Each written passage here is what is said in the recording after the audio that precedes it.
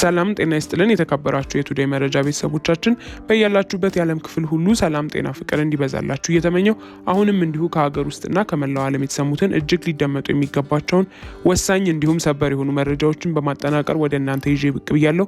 እናንተም ክቡራን አድማጮች ለጥቂት ደቂቃ እስከ ፍጻሜው አብራችሁኝ በመቆየት እነዚህን ወሳኝ የሆኑ መረጃዎች እንድታደምጡኝ እየጋበዝኩኝ ቻናላችንን ሰብስክራይብ በማድረግ ቤተሰብ ይሁኑ እያልኩኝ ለሰዓቱ ወዳጠናቀርኩላችሁ ዝርዝር መረጃ በቀጣይ ማቀና ይሆናል። እስከ ፍጻሜው አብራችሁኝ ቆዩ። ህወሓት በትግራይ ከተሞች ወጣቶችን ማፈስ መጀመሩ ተገለጸ። የህወሓት ታጣቂ ቡድን በትግራይ የተለያዩ ከተሞች የሚገኙ ወጣቶችን በኃይል እያፈሰ ወደ ግንባር እየወሰደ እንደሚገኝ ምንጮች ገለጹ። በአዲግራት፣ በአድዋና በሌሎችም የክልሉ ከተሞች የተጀመረው ይህ የወጣቶች አፈሳ በዋናነት በትጥቅ ትግል ስም ወጣቱን ወደ ወልቃይት አቅጣጫ ለመውሰድ የታለመ መሆኑ ታውቋል። ቡድኑ በጠለምት በኩል በተከፈተው ጦርነት ከፍተኛ የሰው ኃይልና የቁሳቁስ ኪሳራ እንደደረሰበት መረጃዎች ይጠቁማሉ። በአካባቢው ከሚገኙ የሚሊሻ ኃይሎች ጋር በነበረው ፍልሚያ በርካታ ታጣቂዎች ሙትና ቁስለኛ ከመሆናቸውም በላይ ወሳኝ የተባሉ የጦር መሳሪያዎች መማረካቸውም ተነግሯል። ይህንን የተመናመነ የሰው ኃይል ለመካካስም ነው በአሁኑ ሰዓት በከተሞች የሚገኙ ወጣቶችን የማፈስ ስራ ላይ የተሰማራው ተብሏል። ከስፍራው የደረሱን መረጃዎች እንደሚያመለክቱት የታፈሱ ወጣቶች በመኪና ተጭነው ወደ ወልቃይት አቅጣጫ እየተወሰዱም ይገኛሉ። ይሁን እንጂ የትግራይ ወጣት ዳግም ለማያባራ ጦርነትና ለቡድኑ ፍላጎት ሲል ሕይወቱን አሳልፎ መስጠት የለበትም የሚሉ ድምጾችም እየተሰሙ ነው። በመሆኑም ወጣቱ ይህንን የግዳጅ አፈሳ በመቃወም ራሱን በማደራጀት ላይ ከሚገኘው የትግራይ የሰላም ኃይል ጋር በመቀላቀል የቡድኑ ጥፋት ሊመክት እንደሚገባ ጥሪን ተላልፏል። ቤተክርስቲያን አገልጋዩ የሃይማኖት አባት በብልጽግና ሰራዊት በግፍ ተረሸኑ። በሰሜን ወሎ አስተዳደር ዞን ቡግና ወረዳ 09 ጉልሃ ቀበሌ ነዋሪና የጀርጀን ቦይ የመድኃኔዓለም ቤተክርስቲያን አገልጋይ የሆኑት የ58 ዓመት ዕድሜ ያላቸው መሪጌታ ጌጡ በላይ የብልጽግና አገልጋይ በሆኑት መከላከያ ሰራዊት አባላት ጥር 20 2018 ዓ.ም ከቀኑ 11 ሰዓት ገደማ በግፍ ተረሽኗል። የቤተ ክርስቲያኒቱ አገልጋይ አባት መሪጌታ ጌቱ በላይ አይና ኢየሱስ ከተማ እህል ወፍጮ አስፈጭተው በመመለስ ላይ እንዳሉ ኢየሱስ ቤተ ክርስቲያን ጫካ ውስጥ 4 ጥይት አከታትለው በመተኮስ እንደረሸኗቸውም ታውቋል። የተረሸኑበት ምክንያት ሰሞኑን ከፋኖ ኃይሎች ጋር አስታርቁን በሚል ሽፋን ከተመለከቱት የሃይማኖት አባቶች አንዱ ሲሆኑ ራሳቸውን ባጠፋችሁት ጥፋት መነኩሴን ለሚደፍር፣ የቆሎ ተማሪን ለሚረሽር፣ ቤተ ክርስቲያንን ለሚያረክስ ስርዓት አልላክም በማለታቸው በቡግና ወረዳ ብልጽግና አመራሮች ሴራ ጠንሳሽነትና አስተባባሪነት በብርሃኑ ጁላ ሰራዊት ትዕዛዝ ፈጻሚነት የሃይማኖት አባቱ እንደተረሸኑ የውስጥ መረጃ ምንጮች አረጋግጠዋል። መረጃው ድልና ነጻነት የሆነው የአማራ ህዝብ ህልውና ተጋድሎ ተጠናክሮ ይቀጥላል ሲል የላስታ ጀነራል አሳምነው ጽጌ ኮር ህዝብ ግንኙነት ኃላፊ ፋኖ መምህር ቢሆነኝ ቢየነኝ መረጃውን አድርሶናል። በተያያዘ ዜና የወረዳውን ዋና አስተዳዳሪን ጨምሮ የመከላከያ ከፍተኛ አመራሮች እርምጃ ተወሰደባቸው።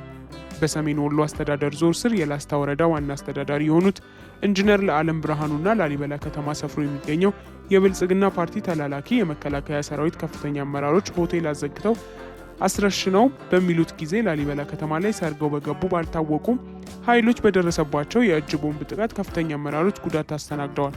ጉዳቱ የደረሰው ጥር 20 2018 ዓ.ም ከምሽቱ 4 ሰዓት ከ30 ገደማ ላሊበላ ከተማ ለውዝ መገንጠያ ሀብትዬ መዝናኛ ካፌ ሲሆን በደረሰባቸው የእጅ ቦምብ ጥቃት አንድ ከፍተኛ የመከላከያ አመራር ወዲያውኑ ህይወቱ ሲያልፍ ተጨማሪ 7 የመከላከያ አመራሮችና አባላት ከባድ አካላዊ ጉዳት አስተናግደዋል። የላስታ ወረዳ ዋና አስተዳዳሪ የሆኑት ኢንጂነር ለዓለም ብርሃኑም የጉዳቱ ሰለባ ሲሆኑ ጉዳቱ እንደደረሰ ወዲያውኑ ወደ ቅዱስ ላሊበላ ሆስፒታል የተወሰዱ ሲሆን የመተንፈሻ ሳንባቸው በከፍተኛ ሁኔታ እንደተጎዳ፣ ሰው ሰራሽ መተንፈሻ ተሰርቶላቸው እንዳሉ፣ ጀርባቸው በከፍተኛ ሁኔታ እንደደቀቀና ራሳቸውን ስነው ኮማ ውስጥ እንዳሉ አሁንም በሞትና በህይወት አፋፍ ላይ እንደሚገኙ በውስጥ መረጃዎቻችን በኩል አረጋግጠናል። መዳረሻው ድልና ነጻነት የሆነው የአማራ ህዝብ የህልውና ተጋድሎ ተጠናክሮ ይቀጥላል ሲል የላስታ ጀነራል አሳምነው ጽጌ ኮር ህዝብ ግንኙነት ኃላፊ ፋኖ መምህር ቢሆነኝ በይነኝ መረጃውን አድርሶናል። በጋምቤላ ክልል ከቀናት በፊት ተነስቶ በነበረው የጸጥታ ችግር እጃቸው አለበት የተባሉ የመንግስት አመራሮች በቁጥጥር ስር እየዋሉ መሆኑ ተነገረ። የክልሉ ሰላም አሁን ላይ በአንጻራዊነት መሻሻል ማሳየቱን የጋምቤላ ክልል ፖሊስ ኮሚሽን ተናግሯል። በጋምቤላ ክልል ከተወሰኑ ሳምንታት በፊት ተከስቶ የነበረው የጸጥታ ችግር አሁን እየተፈታ ነውም ተብሏል። የክልሉ መንግስት በጊዜው ባወጣው መግለጫ የመጣውን ሰላምና ልማት ወደ ኋላ ለመመለስ እየሰሩ ያሉ እኩይ ኃይሎች ያላቸው ወገኖች በየቦታው ሰዎች በመግደል ተሽከርካሪዎች ላይ ጥቃት በማድረስና ህይወት እንዲጠፋ በማድረግ ጉዳት አድርሰዋል ማለቱም ይታወሳል።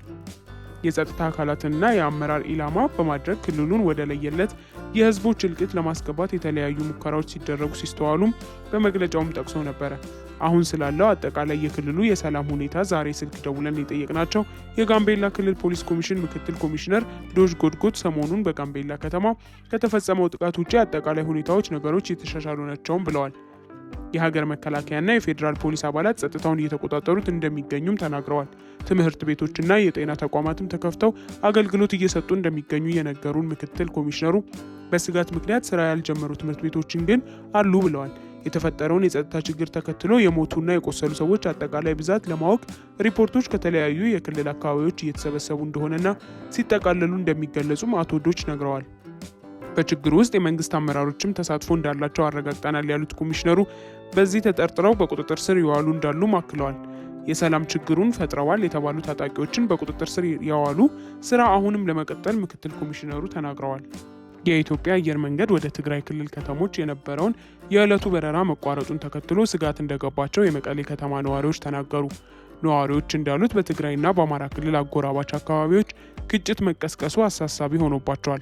የመቀሌ ከተማ ነዋሪ የሆኑትና ስማቸው እንዳይጠቀስ የጠየቁት የመንግስት ሰራተኛ የአውሮፕላን በረራ መቋረጡን ተከትሎ አዲስ አበባ የሚገኙ ዘመዶቻቸው ወደ መቀሌ ለመመለስ መቸገራቸውን ተናግረዋል። የበረራው መቋረጥ በባንኮችና የንግድ ተቋማት አካባቢ ውጥረት ማስከተሉንም ገልጸዋል። ከቅርብ ጊዜ ወዲህ በኮታ እስከ 3000 ብር ብቻ ካሽ ማውጣት ይቻል እንደነበር የገለጹት ነዋሪዋ አሁን እየሰራ ያለው የገንዘብ ማስተላለፍ አገልግሎት ብቻ ነው ብለዋል። ነዋሪው የፍጆታ ቁሳቁሶችን ለመሸመት ጥድፊያ ላይ መሆኑንም ነዋሪዎቹ ተናግረዋል። በከተማዋ በንግድ ስራ መሰማራታቸው የነገሩን ሌላ የከተማዋ ነዋሪ ከአዲስ አበባ ወደ መቀሌ በረራ መቋረጡን ከሰሙ በኋላ ነገሮች በፍጥነት እየተለዋወጡ መሆኑን ገልጸዋል። በተለይ የምግብና ምግብ ነክ ቁሳቁሶች መሸጫ የገበያ አካባቢዎች እንቅስቃሴ ጎልቶ እንደሚታይ ነው የተናገሩት። በተጨማሪም ከሰሞኑ በትግራይ አዋሳኝ አካባቢዎች የተቀሰቀሱ ግጭቶች እንዳሉ የገለጹት ነዋሪው በክልሉ አዲስ ጦርነት እንዳይቀሰቀስ ስጋት ገብቶናልም ብለዋል። የጦርነትን ምንነት ከእኛ በላይ የሚረዳው የለም ያሉት ነዋሪው በክልሉና በፌዴራሉ መንግስቱ መካከል ያለውን ልዩነት ለመፍታት አሁንም አልረፈደም ብለዋል። ከሰሞኑ በትግራይና በአማራ ክልል አዋሳኝ አካባቢዎች ግጭት ተቀስቅሶ እንደነበር በማህበራዊ የመገናኛ ብዙሃን በኩል በስፋት ሲሰራጭም ታይቷል። ነገር ግን በትግራይ ክልል ጊዜያዊ አስተዳደርም ሆነ በፌዴራል መንግስቱ በኩል በይፋ የተሰጠ መግለጫ የለም። የዛሬውን የኢትዮጵያ አየር መንገድ የበረራ መሰረዝ በተመለከተም ከአየር መንገዱ ባለስልጣናት በኩል በይፋ የተገለጸ ነገርም የለም። ጌታቸው ረዳ የትግራይ ወጣቶች ተቃውሟቸውን እንዲያሰሙ ጥሪ ያቀረቡ፣ ራሳቸው የጫሩትን እሳት ራሳቸው ይቁሙት ሲሉ የሚከተለውን መልእክትም አስተላልፈዋል። የፕሪቶሪያው ስምምነት ተግባራዊ ለማድረግ እንደ ፖሊሲ ይዘነው የነበረው ከግጭት ውጭ ተጽዕኖ መፍጠር የሚያስችሉን ዲፕሎማሲያዊ ግንኙነቶችና ከፌዴራል መንግስት ጋር በተደጋጋሚ የተካሄዱ መድረኮች ወደ ተግባር እንዳይቀየሩ ከግልና ከቡድን የስልጣን ጥም ጋር በማያያዝ እንቅፋት የሆኑ የህዝባችንን ስቃይ ያራዘሙና በወንጀል ሊጠየቁ የሚገባቸው አካላት የክልላዊ አንድነት የማረጋገጥና ተፈናቃዮችን የመመለስ ስም በመመላላክ በድጋሚ ወደ ጦርነት ለማስገባት የሚችሉትን ሁሉ እያደረጉ ይገኛሉ። ተፈናቃዮችን መመለስ በታማኝ መንገድ እንጂ በዘላቂ ሰላምና መተማመን ላይ የተመሰረተ ህዝባችንን ማቋቋምና የመልሶ ግንባታ ፍላጎቶችን ለማሟላት የውጭና የውስጥ ባለድርሻ አካላት ተሳትፎንና ከፍተኛ የፋይናንስ ድጋፍ የሚጠይቅ ተግባር መሆኑም ይታወቃል። ምንም እንኳን ብዙ ችግሮች ቢኖሩም የአፈጻጸም መንገዱ ሙሉ በሙሉ ሰላማዊ በሆነ መንገድ በፕሪቶሪያ ስምምነት መሰረት መሆን ይጠበቅበታል። ሁሉንም አይነት እድሎችን አጥፍታችሁ የብሔሩን አቅም በትናችሁ የሰላም በር የሚዘጋበትና ወደ ግጭት የምንመለስበትን ሁኔታ አመቻችታችሁ በተፈናቃዮች ጥያቄ ስም አጃቢዎቻችሁን ለማስደሰት ስትሉ የጀመራችሁትን የት መቼና እንዴት እንደሚያልቅ ለመገመት የሚያስቸግር ነገር ግን በእርግጠኝነት ትግራይን የጦርነት አውድማ የሚያደርግ ትንኮሳ ልታቆሙ ይገባል። የሚገርመው አሁንም የወጣቱን ህይወት እንደ ዋና የጦርነት መሳሪያ መጠቀም በመቀጠል እንደተለመደው በከባድ መሳሪያ አስቀድሞ ሽፋን በመስጠት የሚከፈለውን ዋጋ መቀነስ የሚለውን ጦርነት ስልት ጠፍቷችሁ ነው ክላሽ የያዘ እግረኛ አስቀድማችሁ የምታስጨርሱት ሲሉም ተናግረዋል። እነዚያ መድፎችስ ለመቼ እና ለማን ሊሆኑላችሁ ነው? የከበረ የወጣት ህይወት አለው ለማለት ብቻ ትሰዋለህን?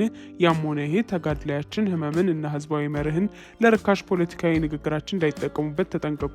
በትግልህና በከፈልከው በማንኛውም አይነት መስዋዕትነት እንዲፈርም ያደረግከው የፕሪቶሪያ ስምምነት ፖለቲካዊ ልዩነቶች በሰላማዊ መንገድ መፍታት የሚያስችል የዚህ ወቅት መድረካዊ ተልዕኮ መሆኑን ተገንዝበ ተጨማሪ ከንቱ መስዋዕትነት አልከፍልም በማለት ተቃውሞውን አሰማ።